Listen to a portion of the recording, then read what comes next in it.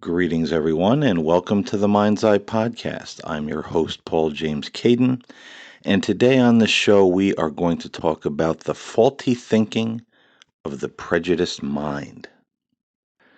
We didn't have a show this past Monday. I didn't intend for that to happen, but it was Valentine's weekend and also my birthday.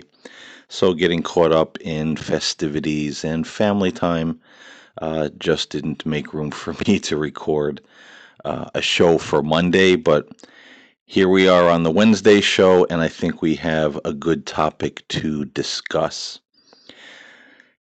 You know, prejudice, racism is alive and well in the world we live in right now, and we've probably seen more racism in the year of 2020 than we have in a very long time, which is disheartening. To think that there are so many people, our family members, our friends, our coworkers, our neighbors, people that we know, love, like, and respect. And suddenly there's this mad rush out of the gate for everyone to speak about how despicable and animalistic or soulless or less than another group of people are. And frankly, I've been shocked at some of the individuals that I've seen come out with this kind of speech. And I'm sure many of you listening to the show uh, have had that experience as well. But let's talk about this thing called, being prejudiced or racist. What are some of the ideas and philosophies and beliefs behind this mindset? And I think it would behoove us all to really sit down and think about this, especially if we're someone who is looking at another person. Maybe they're a different nationality, maybe their skin is a different color. And maybe someone listening to this show right now is saying, oh, look at that person. They're less human than I am. They're not as smart as I am. They're not as evolved as I am. Somehow they are less in the human family. Or maybe you don't even consider them to be a part of the human family. They're more animal than human, in your opinion. And I think the really interesting thing about all of this is how many religious people and religious groups hold to this notion, this idea of racism, of prejudice against other groups of people. You know, how one can wave the Bible, speak the name of God, speak the name of Jesus in one breath, and then look at another human being and say, that person is not even human, or that person is less than I am. I hate that person, is really a baffling mindset when you really think about it. When all of the holy books, all of the religious texts that we have in the world speak about hatred and how they frown upon hating our brothers and sisters, hating other human beings. But the idea comes across to some of these groups, some of these people, that therein lies the crux of the matter. These other individuals may not be fully human beings. Again, they're more animals or walking meat suits without a soul. Here's an interesting fact that many of you probably don't know. Maybe you do, maybe you don't. But there's always been division among men. People will look for any reason to be divided or against other people. It's black against white. It's white against yellow. It's this country against that country. It's man against woman. It's the upper class against the middle class and the poor against the rich. Man has always looked for ways to drive wedges and divisions in between himself and others. And we don't stop for a moment to think about if this is really a good thing to do. We never really stop and think, is this something that God would approve of? Even though in the Old Testament, in the Bible, God tells the Jews to welcome the foreigner and the stranger among them. And if the foreigner and the stranger agrees to live by the Hebrew commandments and laws of their religion, then to accept that foreigner, accept that stranger as one of their own. Treat them as you would treat yourself. Treat them the same as you. We fail to see in the New Testament where Jesus said that if we say we love God but we hate our brother or hate our neighbor, then the love of God is not in us. And that we have no connection with God. We think we do, but we don't. The Quran even tells us, don't have hatred or bitterness or be aggressive toward a people who are different than yourself. So all of the religious texts put forth this notion, but yet we find ways to hate, to divide, to philosophize away this idea that we're hating another human being because of the way they look or the color of their skin. And it was ignorance of the past. Even in Charles Darwin's book, talking about, the evolution of species, talking about that the the black people in Africa were not as evolved as the white man in Europe. And so the black man in Africa was more akin to the animal kingdom than a human being. But but no one ever stopped to think and realize that the education, the way of life between the white European man and woman was different to those tribes in Africa. Completely different education system, completely different way of life, completely different way of living life. Those tribes lived off the land. They didn't, grab the credit card or, the pocket full of gold coins and go down to the Walmart and, buy the zebra steaks or the, whatever it is they needed. No, they went out and they hunted. And it was the same thing with the Native Americans. When the white man came, to America. Well, the Indians, the red man, well, they're just, dumb savages. We have to re-educate them. So right there, we're taking this stance, or they've taken this stance in the past, that because they were more educated or educated differently in the sciences, they could read, they could write, they had a more civilized social order, that right away they looked at the black man and the red man and said, oh, they're more like animals. They're not as evolved as we are.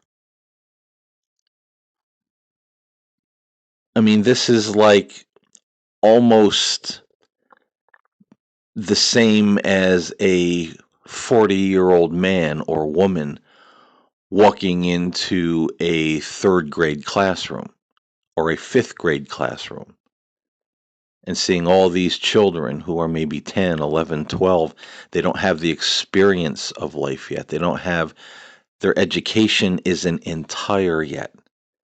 And looking at those children and go, oh, these children have a very different way of life. They go outside and they play. They play with toys. They have imaginary friends.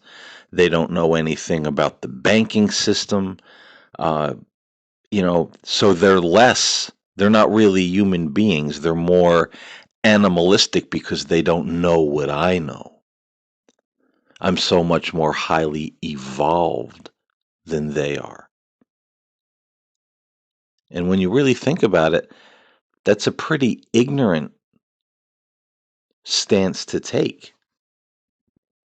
But take that stance we did.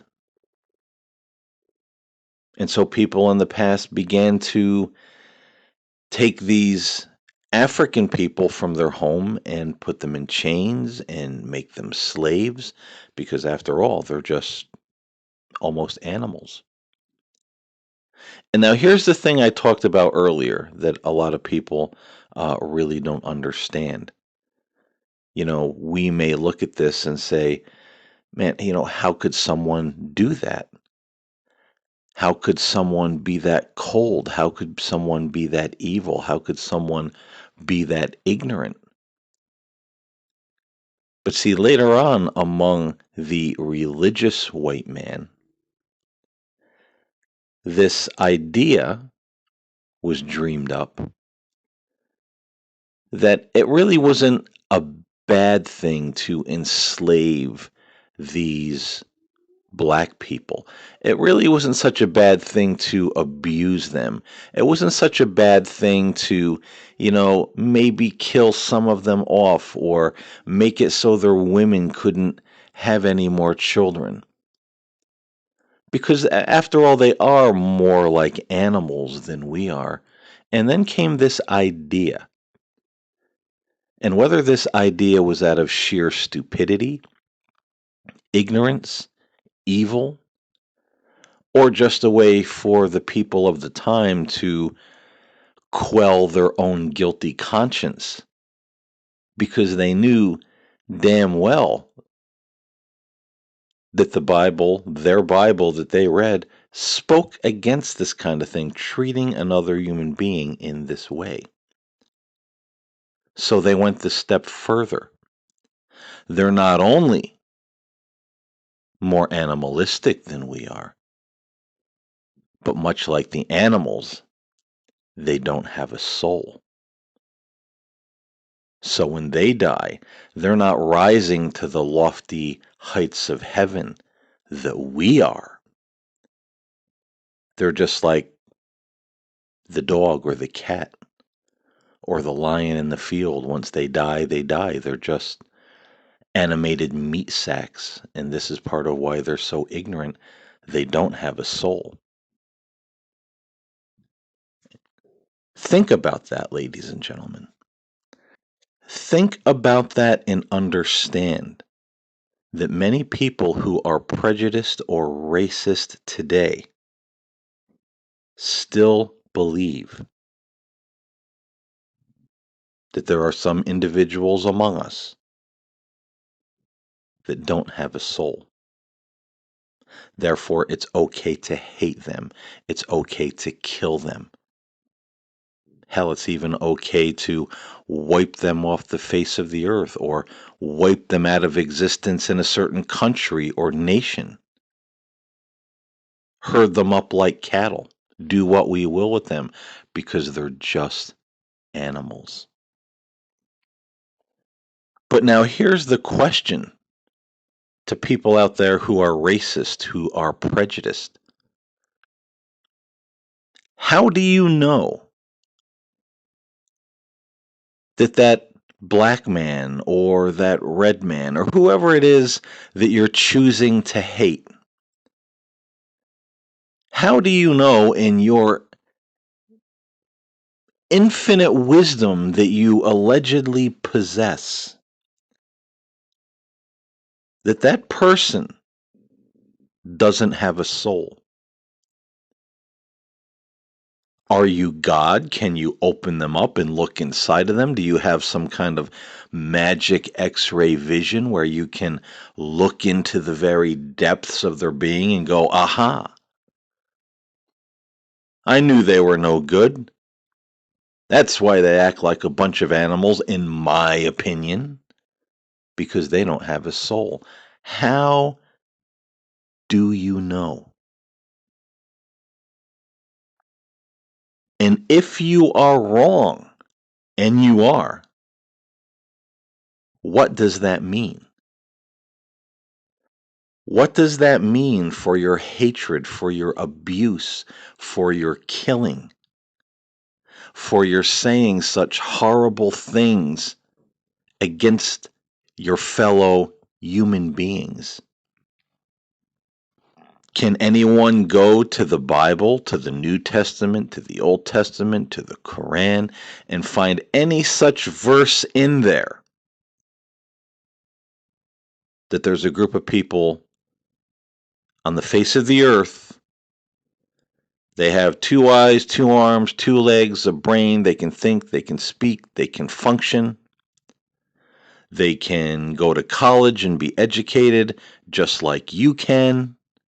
Some of them are more educated than their prejudiced, uh, you know, haters out there. They can do everything that you can do, and a lot of times do it better. You cut them, they bleed red.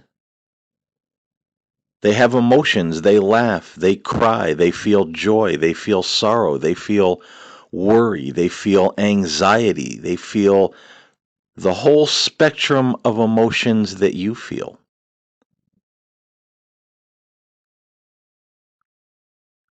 So, how do you know and how can you say, oh, that person has no soul because they're a different shade of skin color?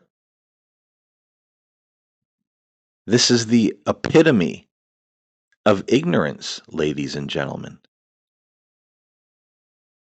And these are the footsteps we follow in if we have the audacity to sit back and judge other people based on such an incredibly stupid thing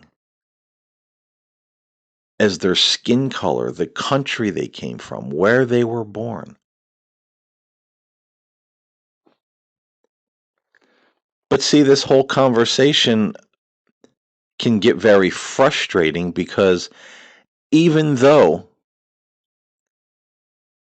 we can talk about these things and we can point these facts out and we can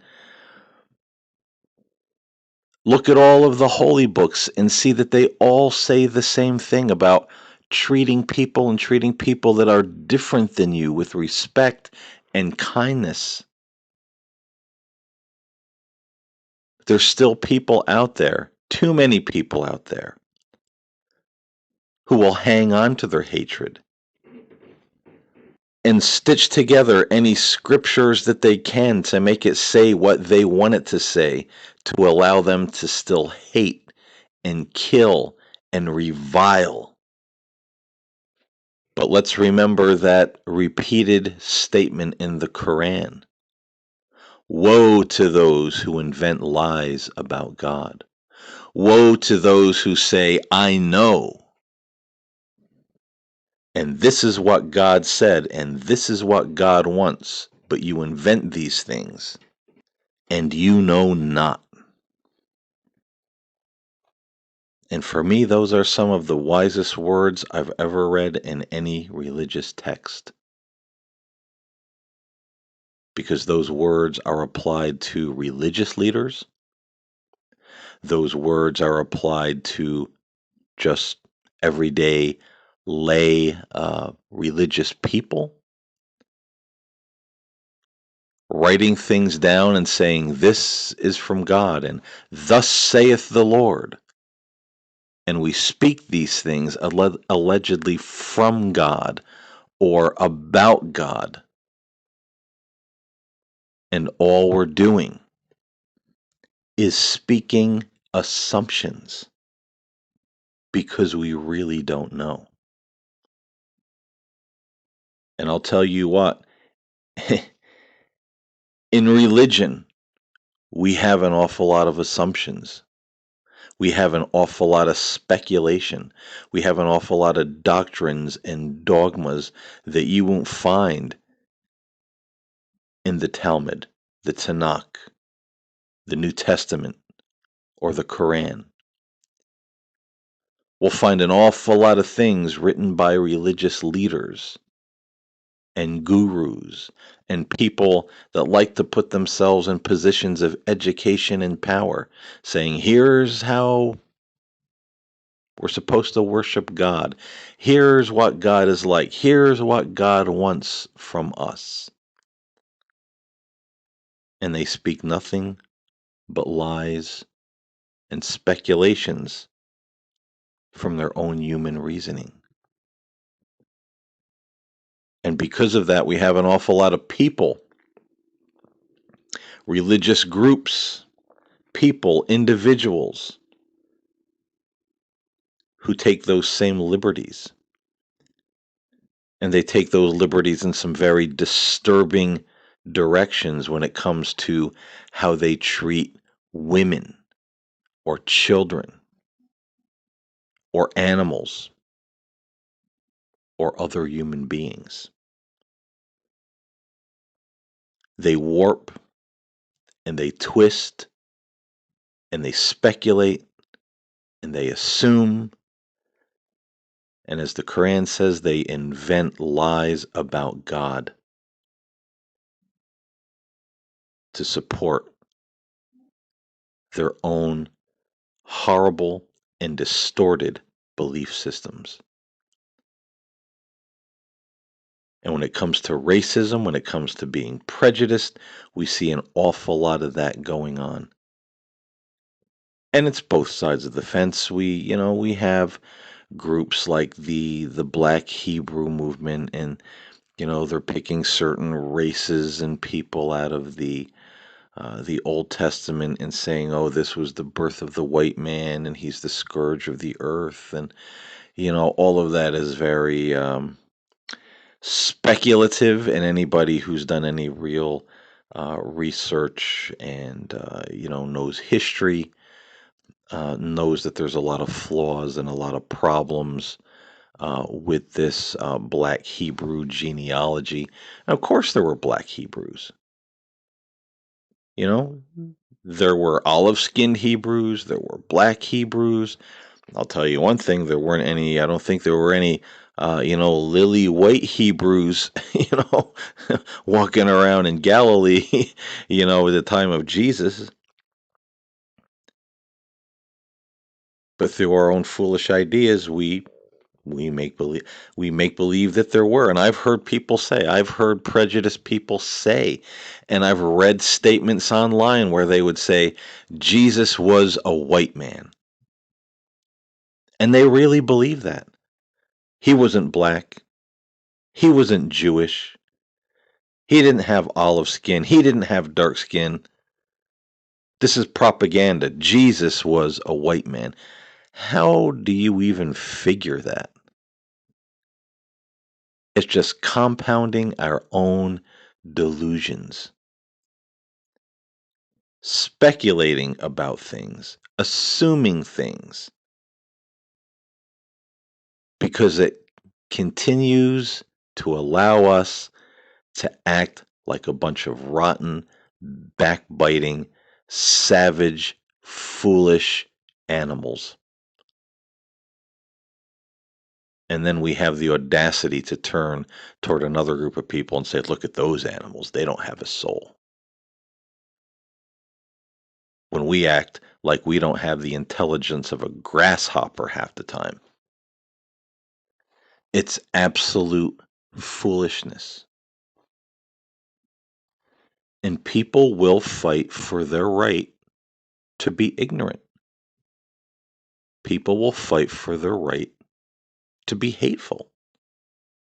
People will fight for their right to be racist, prejudiced. People will fight for their right to kill other human beings on some religious, philosophical technicality because somehow it's okay in the eyes of God and the Bible condones it in some twisted, warped way so that I don't have to feel guilty. I don't have to think I will be accountable for what I've done, what I've said, what I've thought. That's how people think. But I wanted to bring that up in this podcast today. Whatever your religion may be, is it really right to hate another person based on their race, their color? Do the holy texts speak against this type of thing? As Jesus said, when the New Testament in the Gospels it says, love your brother, do good unto your neighbor. Well, who is my neighbor? What was the story of the Good Samaritan? A lot of people don't understand that. Jews and Samaritans hated one another. You could go so far as to say that they were prejudiced against one another and thought each other was wrong in their religion. A Jewish person would have nothing to do with a Samaritan, and a Samaritan would have nothing to do with a Jewish person. To one another, they were pretty much dogs. That's why when they asked the question, well, who is my neighbor? And Jesus told the story of the good Samaritan. Because it was the Samaritan who came along, found the Jewish man beaten, robbed, and bleeding on the side of the road when the priests walked away from him. Everybody passed him by and just left him there bleeding. But the Samaritan came by, bandaged his wounds, cleansed his wounds, took him to an inn, put him up in a room, gave the innkeeper money and said, keep him here until he's better. I'll pay any difference when I come back to town. So who is my neighbor? Every human being. It doesn't matter what their nationality is. It doesn't matter what their religion is. It doesn't matter what color their skin is. That is the crux of the story of the Good Samaritan. But it's lost on a lot of people. We just think, oh, Good Samaritan. We get our little slang phrase from that. It means he was the Good Samaritan, the guy who came by and helped. The Good Samaritan. No, we don't realize that there were Jews and there were Samaritans in the time of Jesus, and they hated one another. So a Samaritan helping a Jew laying on the side of the road who's been beaten and robbed and bleeding and unconscious, that would be a pretty big deal. So think about what Jesus was saying there. And think about what it means if you're hating other people based on religion, based on color, based on nationality. If you say you love God and you hate your brother, the love of God is not in you.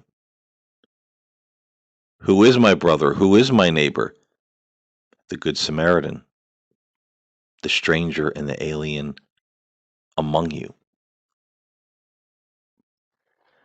If we want to try to ignore all of that and twist around words and meanings and scriptures and make up all kind of fables around certain tribes in the Old Testament to make them out to be evil people that we all need to kill in the modern day. It's your funeral. It's your eternity. Because in the end we will all return to God and we will take our deeds with us and we will stand accountable for them.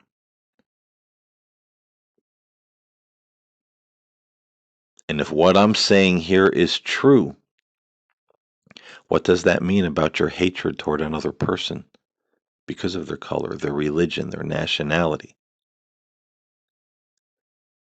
What does it mean if you kill them, abuse them, rail against them,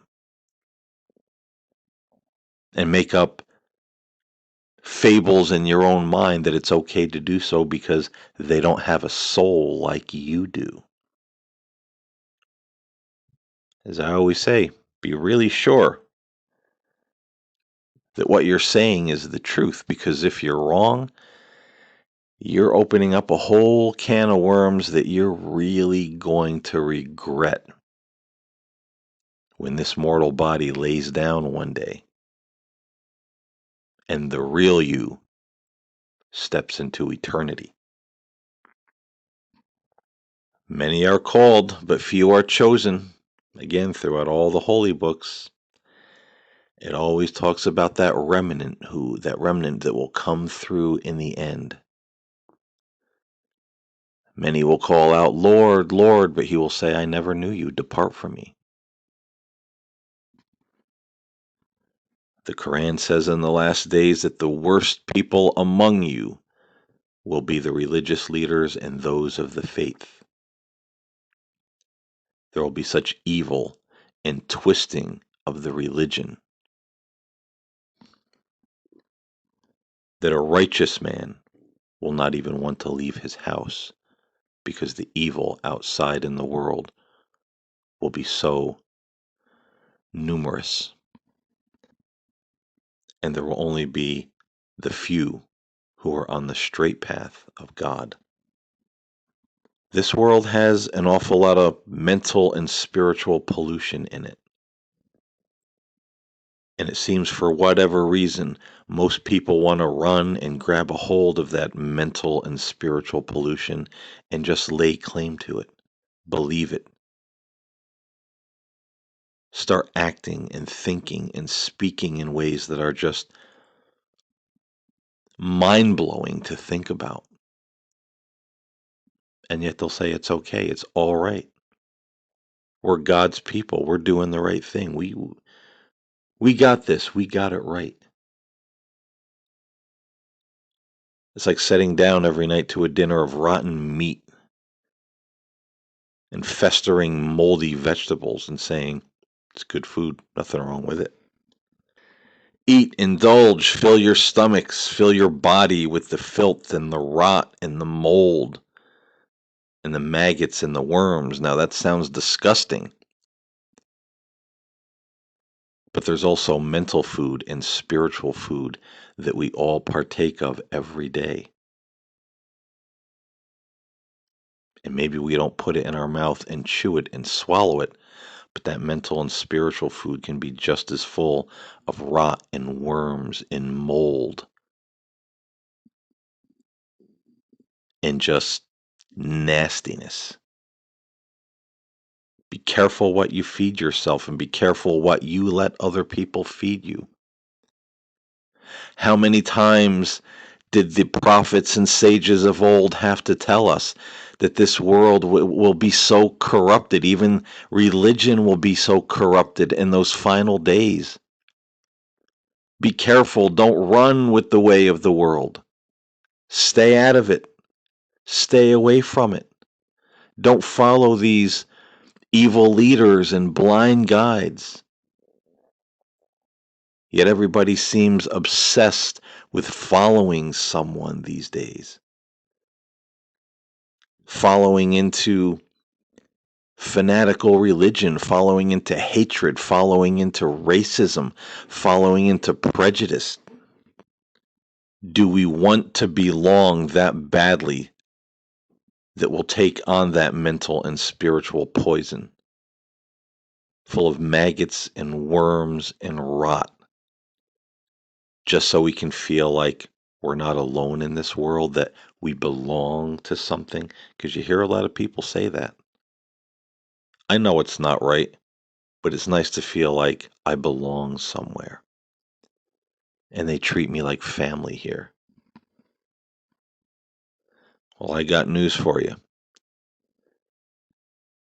If your family is a bunch of people that hate everybody outside of the family, hate other human beings, think they have no soul, think it's all right to kill them and treat them like animals, with friends like that, you don't want any enemies. And I think it's high time that a lot of people sit back and really think about what they believe and what they carry around within themselves as the truth. But the sad thing is, many will not, because they don't want to. They want what they're involved in to be right. They want what they're thinking to be right. They want what they're feeling to be right. They want their hatred to be right. But think of that in the spiritual and religious context. Can hatred and murder and violence ever be right? Maybe that's the context that we should ponder all of this in. And while we ponder, I thank you for listening. I hope you enjoyed this conversation. I hope everyone out there is well and had a wonderful Valentine's Day with your significant other or the person that you love. And why not take a little bit of that love and show it to those around you, no matter what nationality they are, no matter what color their skin is, because we're all human beings and we're all brothers and sisters. I thank you again for listening. I'll talk to you next time here on the Mind's Eye Podcast.